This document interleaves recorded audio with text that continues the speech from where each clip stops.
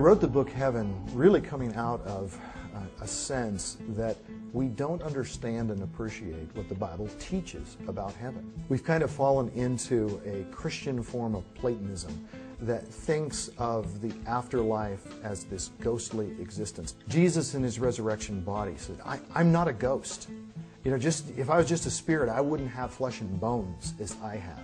And we're told that we'll see Christ, we'll be like him, for we'll see him as he is. So I wrote the book on heaven so that we would think in terms of living in light of eternity. Because if we just think of our life here and now and we think this is our kingdom, we're just going to build our kingdom here, we're going to take the money, the time that we have and build up our little kingdom, except that's all going to burn. But if we think in terms of a kingdom that's going to last forever, and our fellowship with a Christ who's going to last forever, and we're going to live in his presence, then it makes life totally different.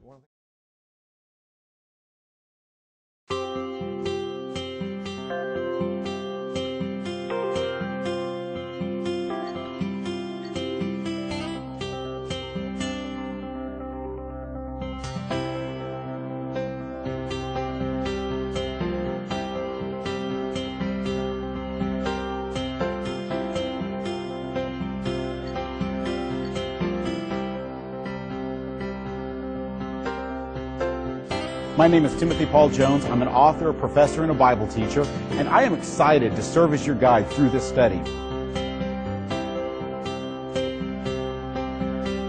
In 64 AD, there was a fire that burned much of Rome. Revelation is not ascribed to somebody who was writing thousands or hundreds of years ago. Sometimes that the best way to take the book of Revelation literally, that is to say, taking seriously its literary and historical form, is to take certain aspects of the book symbolically. The revelation of Jesus Christ, which God gave him to show to his servants the things that must soon take place. The gospel has this glorious power to be able to transform the lives of people.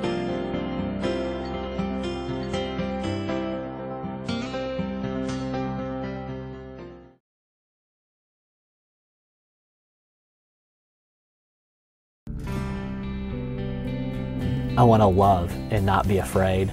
You can be loved and you can love in ways and at depths that are unimaginable. We're inundated with what the world thinks is right, which is totally opposite of what God thinks is right. And I want to tell you there's another model, and it works. We decided we could just overcome anything with just love, and we couldn't. I've seen marriages break apart, including my parents. The pain and the damage and the fallout and the chaos goes on and on. Sex is sacred. If you love someone, I think it's fine to have sex with them. Almost all my friends, they treat it as like a handshake. If you want a bond that goes beyond the bodies into the heart, into the soul, into the spirit, genuine love demands sexual purity. If I'm going to wait, I'm going to wait for absolutely God's best. God has a plan for authentic love, dynamic sex, and a relationship that'll last.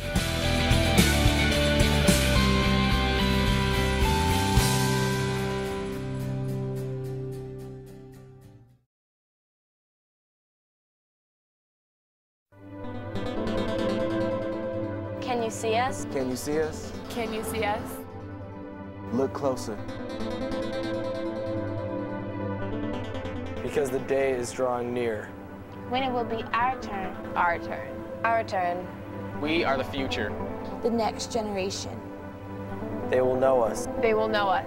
They will know us by the fire in our eyes.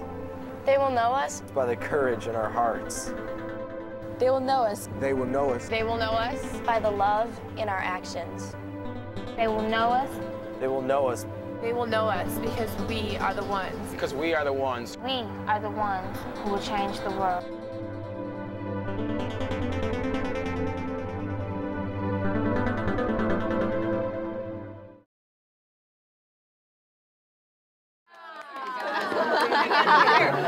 Hey, come on. It's your turn. Okay. No, my turn. My turn. I just you give up? What are you doing? My hands. Dude, sure. Eric? Oh. Eric? Eric? Eric? Eric? Dad? Hello? My dad just collapsed. I think we need an ambulance.